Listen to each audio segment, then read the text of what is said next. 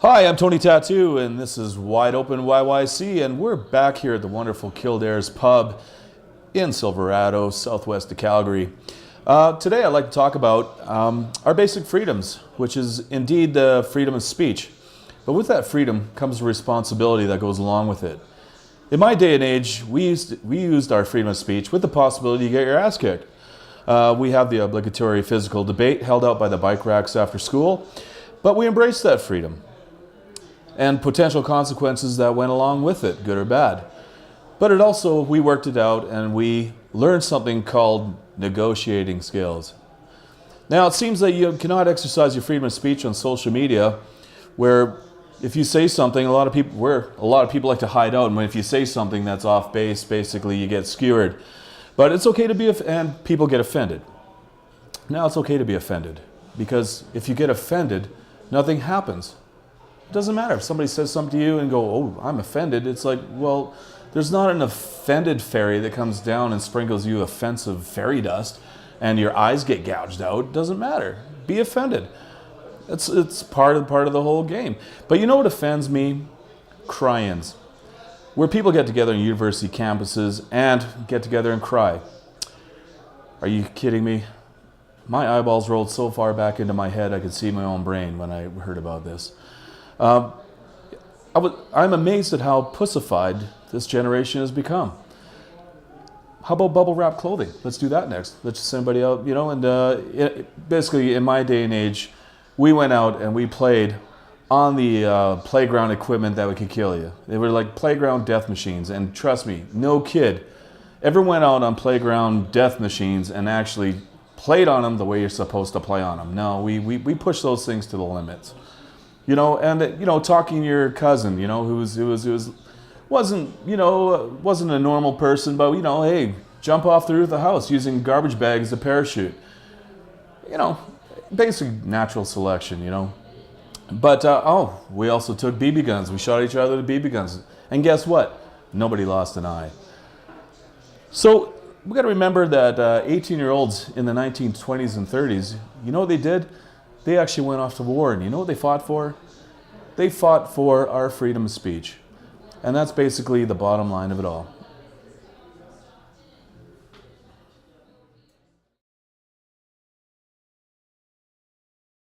And now it's time for Alternatively. I am Adam Stiles, and I have a couple of comments about your monologue, Tony. All right, man. Break it out. All right. It was all about freedom of speech, right? Absolutely. And at the very beginning, you mentioned the responsibility of freedom of speech. Right. Then you went into the fact that back in the day, like the responsibility of freedom of speech went into you might get beat up for your opinion, that type of thing. Absolutely. I've been punched in the mouth for talking out of line, and I didn't even see it coming. So my comment to that would be freedom of speech comes with not only a responsibility, but consequences. Absolutely. You can say whatever you want, but the consequences of that are still going to be there. One thing I do have to tell you is that with that experience, and I'm sure people my age have experienced that, is the fact that I learned to think before I spoke, and really think it through, and still maybe have to reforming my opinion to a palatable type of opinion that maybe wouldn't get me punched in the mouth, for instance. So take exactly what you just said and apply that, instead of you getting punched in the mouth, apply that to possibly hurting someone else's feelings with your opinion or with your views. Well, that comes in part and parcel of life is rough, man. Life is tough, and the thing is that I'm a business owner myself, and it is a dog eat dog to a certain point. I mean, we did get involved, or I did get involved in a business where I didn't have to. It's not so much of a competitiveness, but this kind of thing really prepares, and I'm talking about younger people and handling and be able to handle conflict. Conflict is in the world, and it always will be. And the better you are prepared for it. My point to that would be, if we could reduce the amount of conflict in the world, would you not want to? That would be dreamyland to me. I mean, I think that'd be fantastic. Absolutely, I think that'd be fantastic if we could take, you know, if the Middle East could all play nice in the same pile of dirt, it would be great. Scale. I'm thinking us in our day-to-day lives. If we can cause less harm to the people around us, isn't that a good thing? Absolutely, absolutely. But is it going to happen? Is everybody going to play by the same rules? I think the only people that we control are ourselves. And luckily we have a forum where we can talk to other people about this as well. Right. So to me, I would advocate in your day-to-day life, thinking before you speak, thinking before you act. Is this going to offend someone? Because I don't want to offend people. I don't want to make someone upset.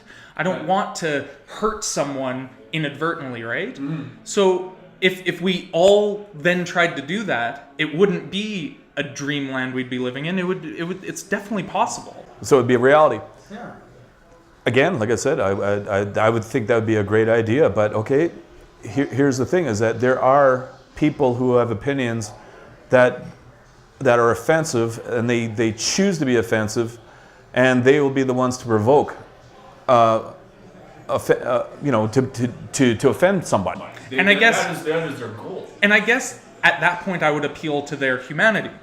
At that point, if that's the person I'm talking to, I would say, why are you making a choice to offend people? Why is that your goal? Because to me, that's not someone I want to be around who is purposefully trying to hurt other people. Yeah, but it's still there. It's something that and what I'm saying is alternatively is give people the tools to be able to handle conflict. There's always going to be conflict. You can't get away from conflict. It doesn't matter. It doesn't matter what you're in. First of all, if you work for a company, you work for a boss, there's conflict. I agree, but if we can, I guess my point is, if we can, as individuals, minimize the amount of conflict and the amount of hurting other people, we should try. We really should. Absolutely. And at that point, when someone says to you, hey, this word you're saying is offensive, yes, a lot of people respond with, oh, but freedom of speech, right? Mm-hmm. My point is, you still have the freedom to say it, but why do you want to? If someone has told you this hurts people, why do you want to be free to say that word? Because in society we have things called assholes. And that's my point. Your entire monologue was advocating for assholes then. Well, no, it's actually advocating the fact that you can be an asshole and say what you want, but you might get you a pop in the mouth. But I don't think that should be what we tell people is the downside of saying hurtful stuff. I think we should appeal to people's humanity and say, saying hurtful things is going to hurt people. You shouldn't want to do that. We shouldn't have to threaten them with violence. Like, we shouldn't have to say, well, if you say that, you're going to get hit.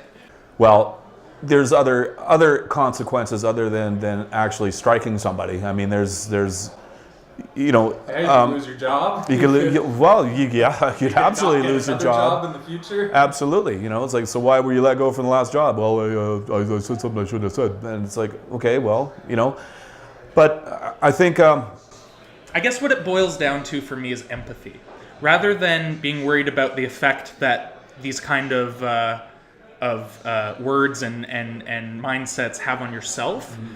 We should be worried about the effect they have on other people, our fellow human beings. Yeah, absolutely. I mean, there's no time do I personally want to walk down the street and offend somebody.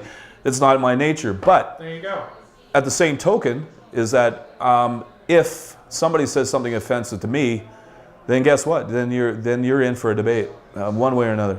I completely agree. You should bring up when people are saying hurtful things, because maybe they don't know. Maybe they just need to be informed.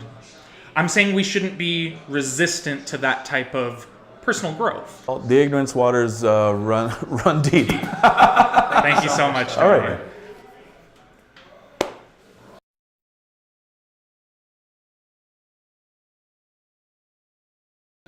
Hi, this is Bar Talk. Welcome back, and we're with another interviewee. We got the manager of the pub here at Kildare's, Mr. Goulet. It's good to have you on the show. It's always a pleasure.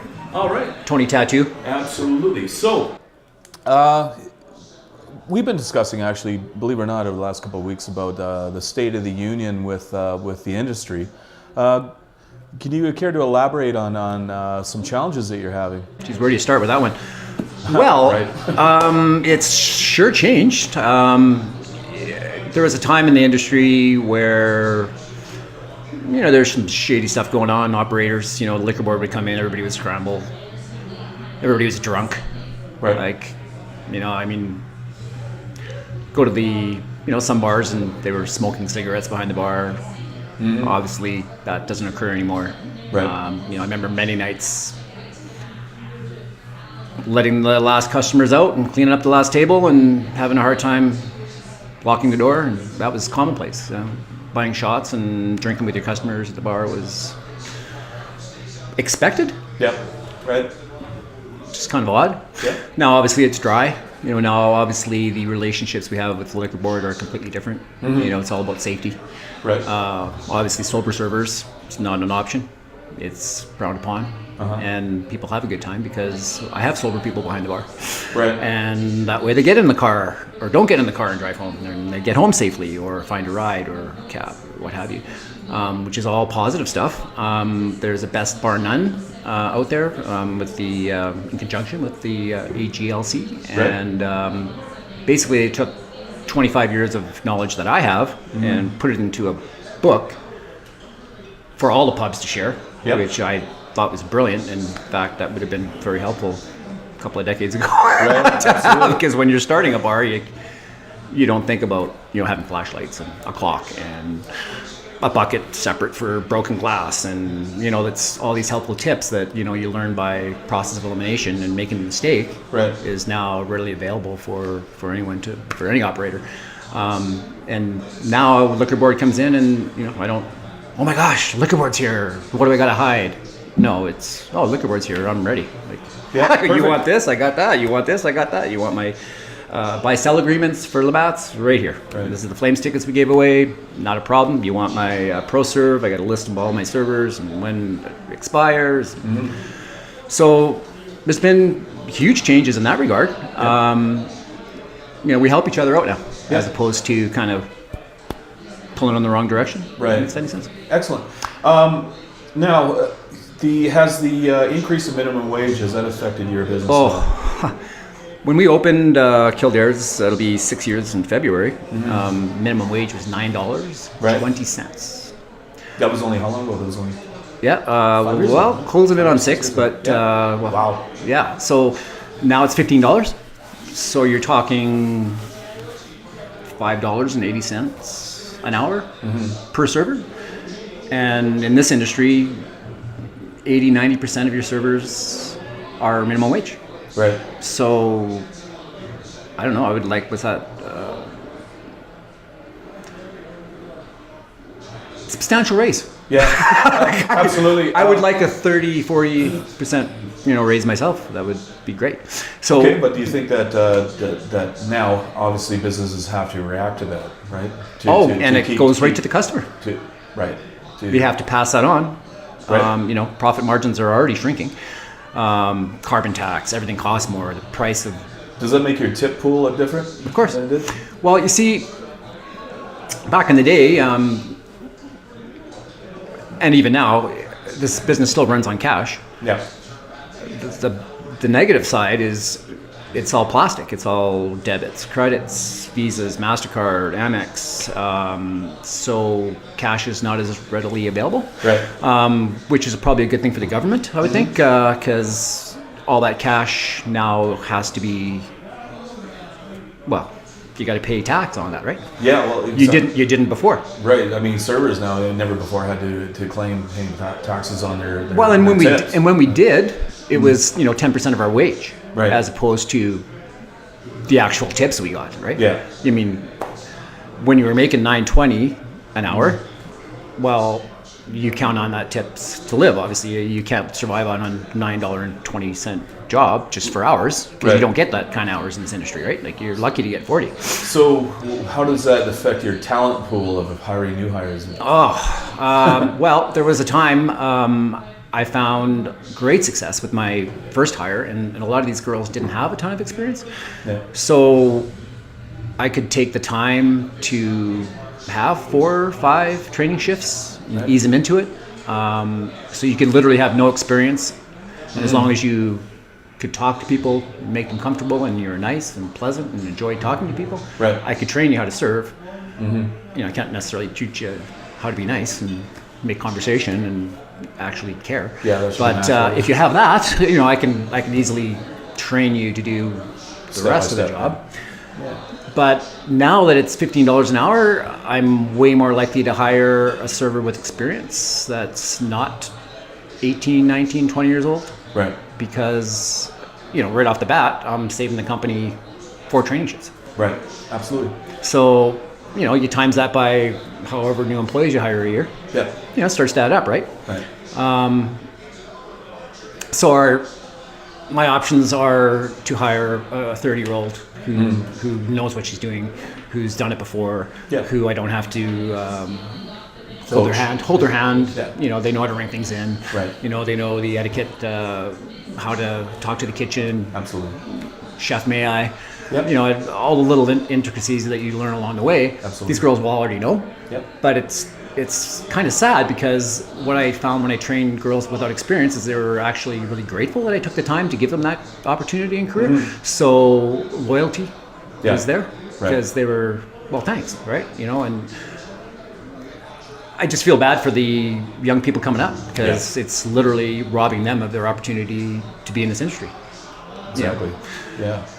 On a personal level, and it's something that kind of hits home with me, since I'm a practitioner at Taekwondo, I understand that your boy just got a green belt today. We are very proud of Gage Maxim Robert Goulet today. My 7-year-old has secured his green belt already. It was kind of an odd story. Like every Canadian kid, we had him on skates, and he was good to go in 5. And when 6 rolled around, and it was time to put on the hockey gear, he just decided he forgot how to skate and wasn't really interested. So as much as I'd like to live vicariously through my son, because he's clearly going to be a better athlete than I was, hockey didn't seem to work, at least at that age. Right.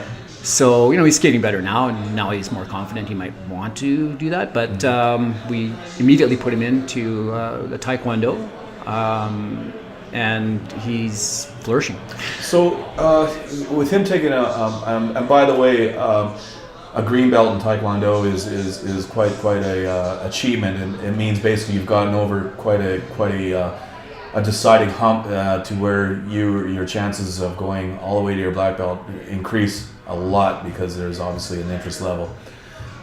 It's been invaluable. He's learned, well, of course, the discipline, balance, respect, confidence. Right. It just teaches you, like, there's so much more to it than just self-defense. Right. Discipline teaches you to care, love your parents, loyalty to your country, just things that children should learn anyways. Right. He was actually just very proud of him for this. He was singled out in his assembly in front of the entire school. And they said, Gage Goulet, will you stand up? And of course, he didn't know what was going on. And they're like, I just want to recognize you for being a peacemaker. Okay. So he's already standing up to bullies. He's... Yeah, so that's actually, I remember a story you told me previously. Now, this is a big thing too, bullying. I do believe that Taekwondo gives kids the tools to contravene bullying. There's no question in my mind. One story was he was, first of all, my boy was born 11 pounds, 6 ounces at birth. So he was off the charts, height-wise, weight-wise, to begin with, and he was 2 weeks early, by the way. Right. So he probably would have been 13 pounds, I guess. Wow. Yeah, he's a little giant. Yeah. And my wife's done an amazing job with him to make him a gentleman, holds doors open for women. Right. You know, he gets it, right? Yep. So I'm very proud of him for that. So the first time he was bullied, I'm going to say grade 1, I guess some older kid decided that he was going to walk up to him and say, you know, you're a jerk, or you're, Yep. I don't know what the language protocol would be Right. on this show, but he had some uncomplimentary words to say. And immediately he went into what he was trained to do. And that's be louder and bigger and flash your hands and, hey, Yeah. we go to Prince of Peace School and we're all about love here. Yeah. Because he didn't really know what to say. Yeah. But That's awesome. all this process gave him time to think about what to say. And Right. when he said, we're all about love here, of course the kid didn't know what to do. And he's just like, okay, well, all right, we're all about love. Like, excuse me. Perfect. And I would say maybe 2-3 weeks ago, one of his friends was getting picked on. And he goes flying across the schoolyard. Yep. Says, hey, that's bullying. Stop that. Excellent. And Buddy was That's- like, no. And Gage goes, hiya! Yeah. I don't like your chances. That's awesome. And that was the end of that. So Buddy just kind of, okay, well, all right then. I don't want to, you know. He's never hit anybody in anger. I don't even know if he would actually do that because he's very much a pacifist. Yeah, well- he doesn't even like the sparring aspect so much, Right. but we finally got past that hump because it's not about hurting somebody. It's about a sport, and it's an athlete, and you can go to the Olympics. Right. Right? So he understands that aspect better because he's a competitive guy, more than hurting people. Good. Well, Evie, I mean, I appreciate your time. Oh, today. buddy, it's always a pleasure, man. All right. Thank you. Appreciate it.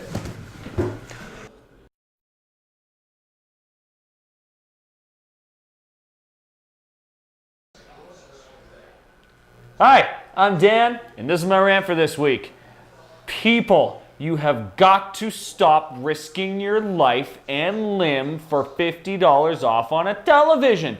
Did you know since 2006 there have been 12 deaths and 117 injuries on Black Friday alone from people elbowing their fellow citizens and neighbors so that they can afford a toaster? I got news for you. If you need to risk life and limb to buy a television, you are too poor for that television. It's okay.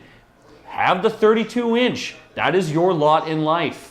The fact that mommy's not coming home for Christmas because she got shot to death trying to save 20 bucks on a toaster oven is fucking absurd. It's about caring. It's about the spirit of Christmas. These people lining up saying, sorry guys, love to stick around for chestnuts on the open fire, but I gotta go get in line and freeze my balls off so that I can make ends meet so I can buy a television that I don't need on Boxing Day. You're stupid. Your family misses you. Go the fuck home. That's it for this week. Catch you next time. Thank you for watching Wide Open YYC. This is Tony Tattoo, and I'm signing off. And cheers.